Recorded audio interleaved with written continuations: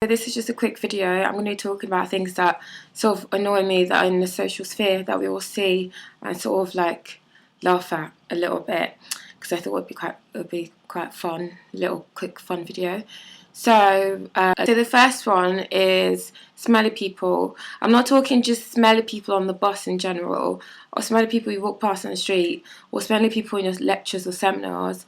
I'm talking a subculture of smelly people, which are smelly people who wear too much aftershave in clubs or bars or raves. Like, fair enough, you want to smell nice, but like there is a point where you like literally are not fresh to death, you smell to death. As if you've seen from my last video, I've been quite ill recently, so I've kind of like been sneezing and shit.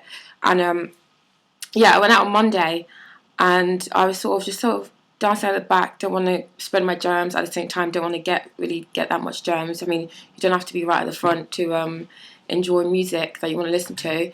And there were these two guys, they were like fist pumping away, and literally the more they fist pump, it was like some sort of like aftershave gas thing was attached to them, and it just got worse and worse. There was a fist pumping, and like the aftershave was literally going everywhere, and I was like, can't breathe, can't breathe, can't breathe.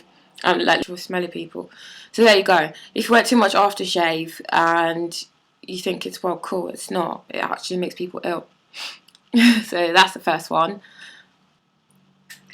Okay, so the second one that's been really pissing me off recently, it's not even new, it's that everyone knows about it and it really pisses everyone off, as the fact that when people turn their Facebook statuses into some sort of like literally journal diary thing.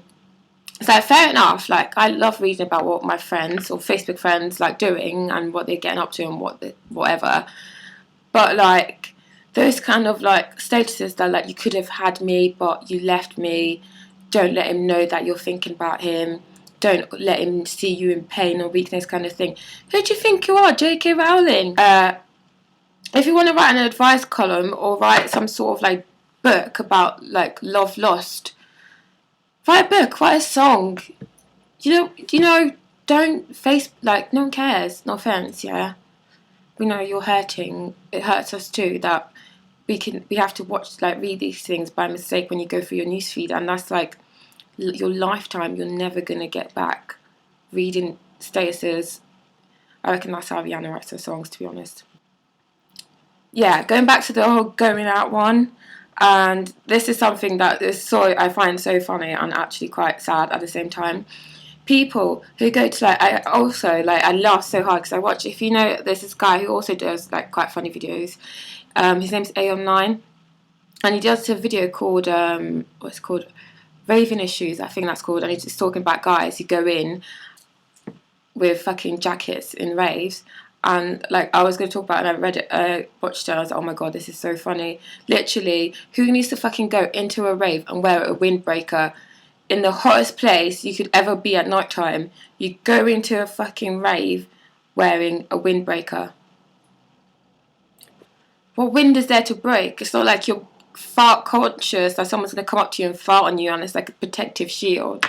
And the worst ones, as guys, or maybe girls, I don't know, people, who tend to sort of are out, yeah, they are out, they're in a rave, and they're in the corner on their phones tweeting about, or Facebook statusing how much of a good time they're having, and their friend, who's also on the other side of the room, is also tweeting about how awesome they're having.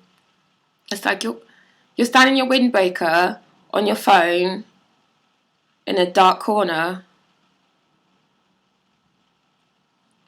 Do I need to say anything else? Do I need to add to this analogy of subculture of rave people?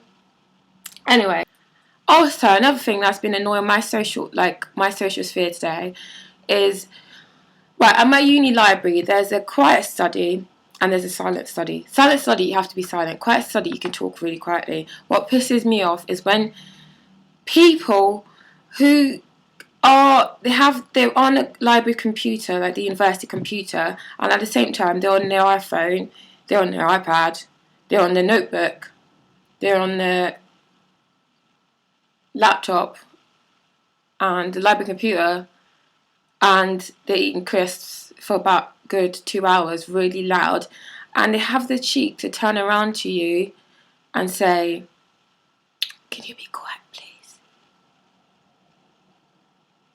Bitch, please. I will knock you out." Like, after you finish eating your crisps, you're probably going to fall asleep. So anyone who needs a computer can't use a computer because you're a selfish dickhead who's on Facebook updating his status about how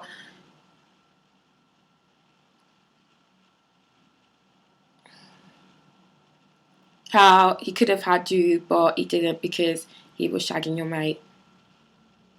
Bad times.